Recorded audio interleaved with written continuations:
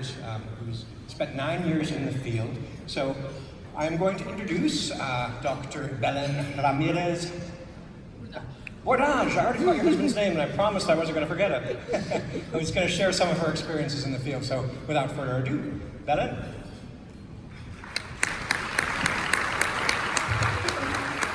Hello. Thank you, Patrick. Thanks for introducing.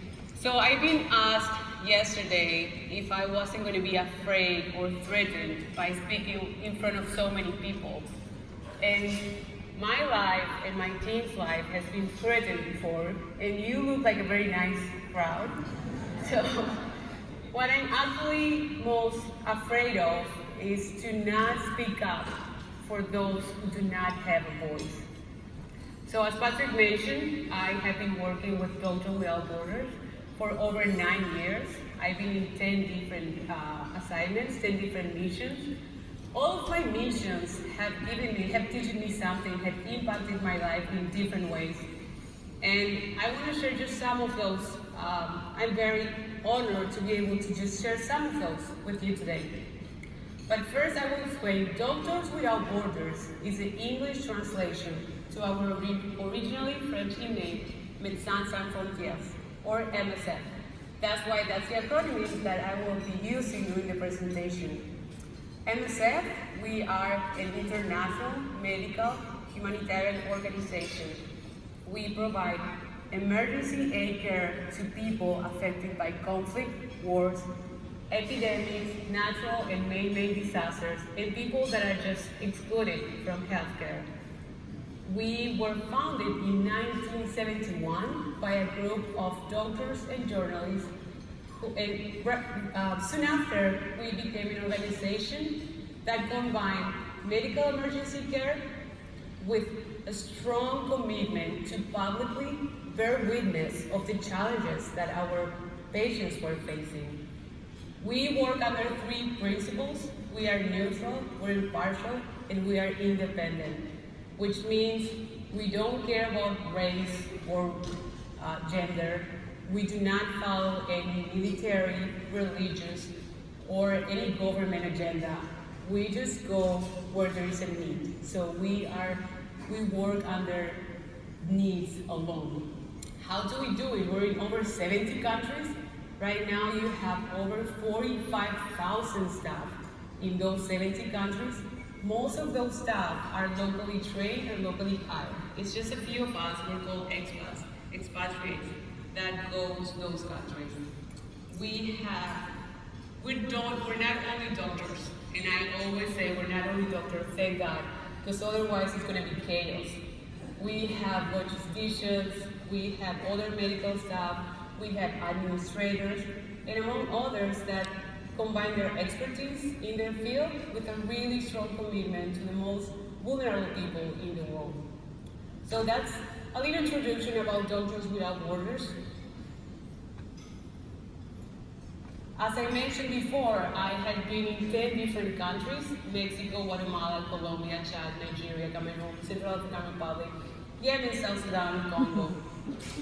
All of those missions were different. So we have different missions, we have regular projects, we have emergency projects. I am a doctor, I'm a family physician, but when I go as a medical team leader. So I am the person who overview all of the medical part of the project. I make sure that all the protocols are being followed. But I'm a doctor and I love touching patients. So that was my first mission in South Sudan. And South Sudan was my first mission. I was this doctor full of dreams, and I wanted to save life, and I wanted to save the world. And I'm from Paraguay, I'm from South America. I worked in rural areas in Paraguay before, so I thought I knew poverty. I thought I've seen a lot, but I've never seen anything like I was seeing in South Sudan. This one day, a father comes with a child in his arm, like this.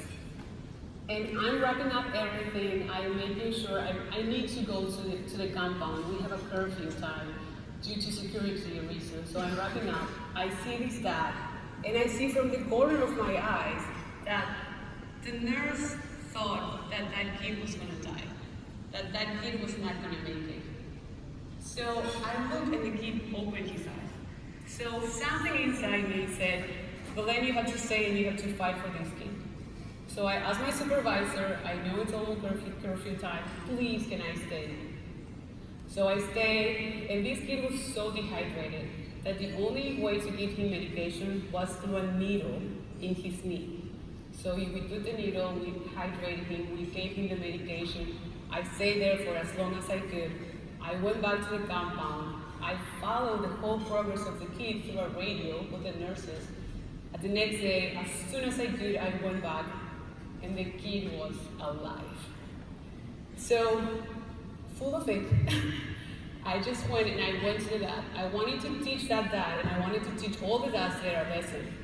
So I went and I said, why did you take so long to bring your kid to the hospital?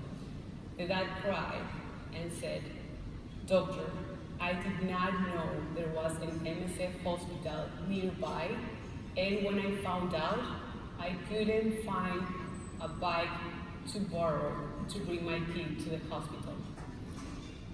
That nearby hospital was 66 miles away from his house. That dad rode 66 miles on dirt roads that are actually, they're not even roads, they're paths, with a kid with severe malaria in the back. So I vowed that day to never ask any stupid question again. I still do, but I learned my lesson that day. So when people ask me why I keep going, it's because I know we make a difference. I know we go to places where other organizations don't go. I go because we take the time to teach those people, those local staff, to be able to provide that care when we're not there. And I go because I'm a cyclist and I ride my bike just for fun, and I don't have to ride with a kid in the back of my bike with malaria. So that's one of them. I have many stories, but I do not have time. I'm just going to tell the story, just this little story there. That's Yemen. So I go there, and there's this mom, this midwife, and she calls me, Doctor, I need help. So I go, and the kid is coming, and the kid is stuck. So I help, and I do the delivery. Everybody happy, mom is happy. Baby was actually not happy. Baby was blue. We did the reanimation. Then baby was crying. We're all crying. I go later to the camp, so they live in this camp for refugees.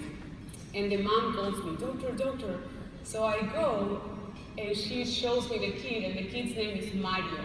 My name is Maria Belen. So the mom asked what my name was, so she named her kid Mario. So that's one of my kids. There are a lot of Marios and Belen out there. That is. And my husband's name is James Patrick, so there are a lot of James, Patrick, Simon, Patricia. That's in Nigeria, that is in Chad, that is in Cameroon. So just some of the numbers. Last year we provide over 11 million outpatient consultations, and we help over 300,000 deliveries. Most women, they actually deliver at home, and when they come, they come because there is a complication. So we do help them, we provide the help, and most of those kids we need to reanimate and save. So I'm really good. I still have 1 minute. So I want to say thank you from the bottom of my heart for being here, for listening, for being such a nice crowd and not threatening me with the time. I'm going to stay here. I'm going to stay here after breakfast. We have a booth there. My colleagues are going to be there. Please go and say hi. And we also have these virtual reality documentaries. It is really good, the things that we can provide now, that you can see what we're doing, and you can see things about our patients without you being actually exposed to that. You should go and try it. It's really good. And then Patrick will explain more. In this conference, Thomson Reuters is actually going to match every dollar that is donated. You can scan this QR code. Actually, you can scan it from your phone here, or you also have it in your brochure. As I mentioned before, we are an independent organization. which means 89% of our resources come from people like you, from independent donors.